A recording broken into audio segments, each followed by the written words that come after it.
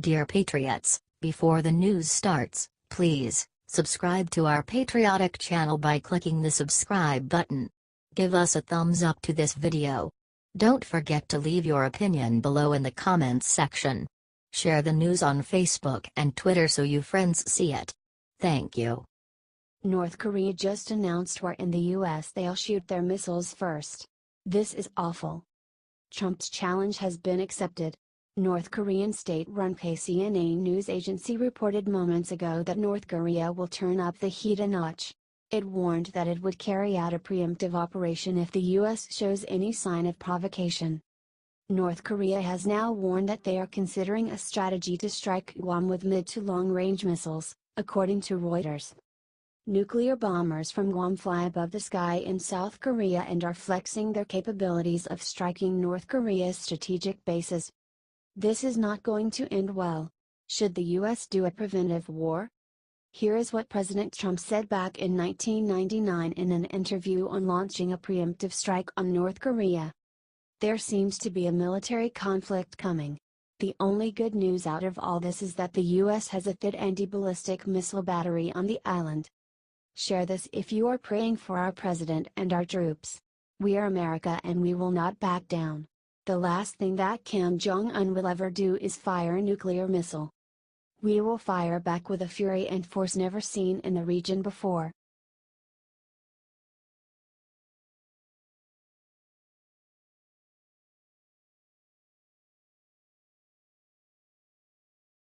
When Trump just went to speak on opioid epidemic, Melania did the incredible. President Trump held a meeting in New Jersey Tuesday to address the nation's growing opioid crisis. President Trump outlined the crises in no uncertain terms, saying at one point, "It is a problem the likes of which we have not seen. The opioid epidemic is ravaging the nation and people continue to die and have their lives ruined." President Trump is no stranger to addiction. His older brother died at the age of 43 after struggling with alcoholism. Melania then launched the #StopDrugAddiction headline. This is a big step for Melania, who normally shies away from policy debates. The move is reminiscent of Nancy Reagan, who publicly advocated the Just Say No campaign meant to combat the crack epidemic. Melania was next to her husband throughout the meeting, providing him support the entire time. Throughout the speech, the president made one thing abundantly clear. We will fight this deadly epidemic and the United States will win. This drug crisis is tough and has so far ruined countless lives. President Trump is tough too though. If anyone can put the brakes on this awful epidemic, it's him, and it's great to see Melania will be fighting right alongside him. HC Daily Mail.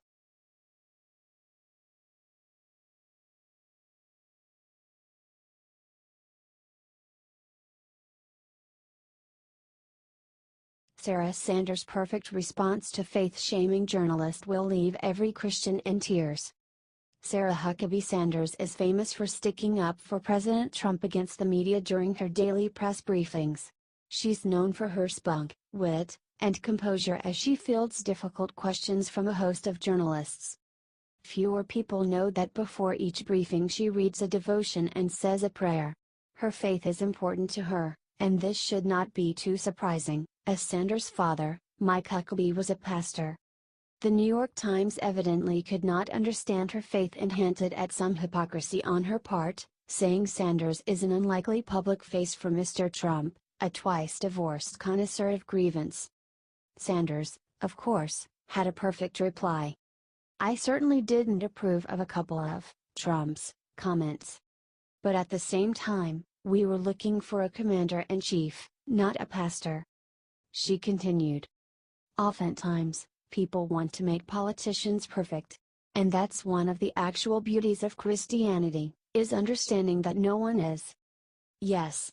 It is so great to have a woman with so much grace serving the White House. President Trump is by no means a perfect man who is, but by no means does that disqualify him or those who serve him from being Christians." Sarah Huckabee Sanders again showed class and tact against media skepticism. Share if you love having her as President Trump's press secretary. HT New York Times.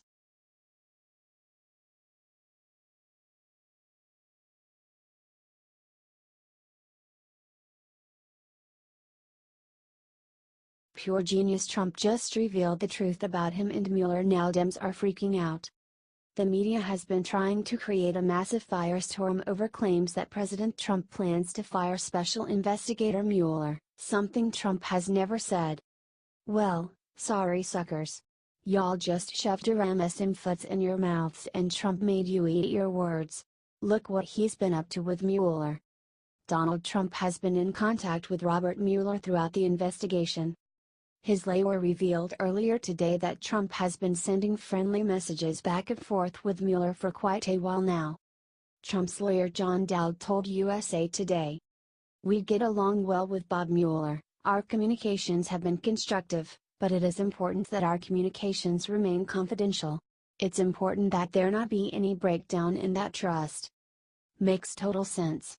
According to Dowd, Trump appreciates the work Mueller has been doing to get to the bottom of this investigation and is confident that, once settled, he will still be president and the whole thing will be disproven.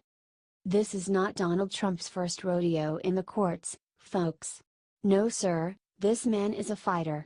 People sue billionaires all the time, but Trump hates to settle or lose. If they think he will go down easy, they are in for something else. Share this out only if you support the president and leave a God bless Trump.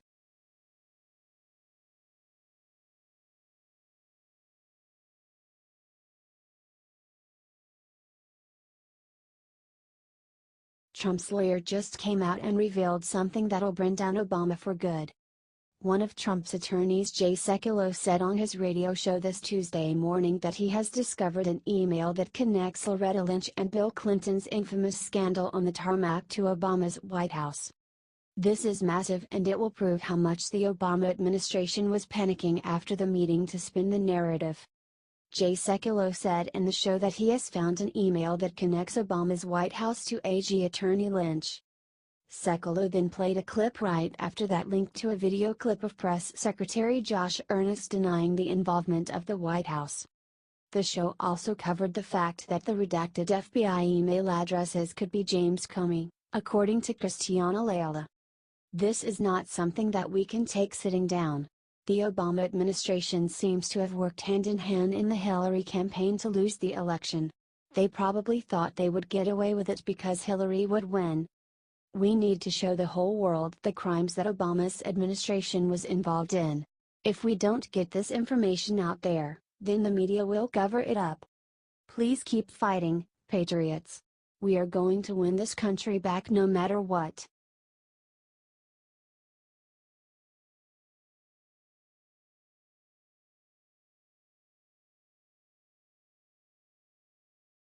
Huge when Sarah Huckabee just proved New York Times lies in most epic way imaginable. The New York Times thought they were such big dollar hit yesterday when they leaked a climate report that allegedly proves humans caused global warming.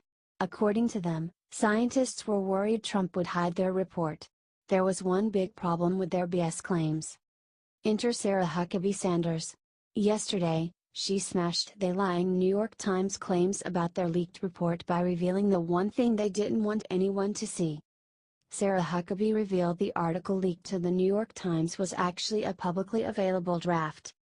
Huckabee told a gaggle of White House reporters on Tuesday afternoon. It's very disappointing, yet entirely predictable to learn the New York Times would write off a draft report without first verifying its contents with the White House or any of the federal agencies directly involved with climate and environmental policy.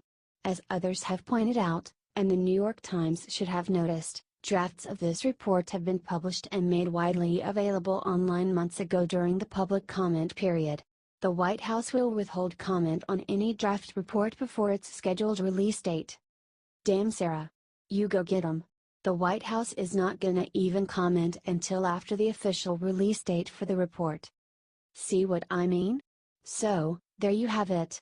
The New York Times was so intent on being heroes instead of journalists that they published a document claiming it was leaked from 13 federal agency scientists and didn't even bother to confirm. Sad. Do you think these journalists have abused their First Amendment rights? Comment your answer and share this out with everyone.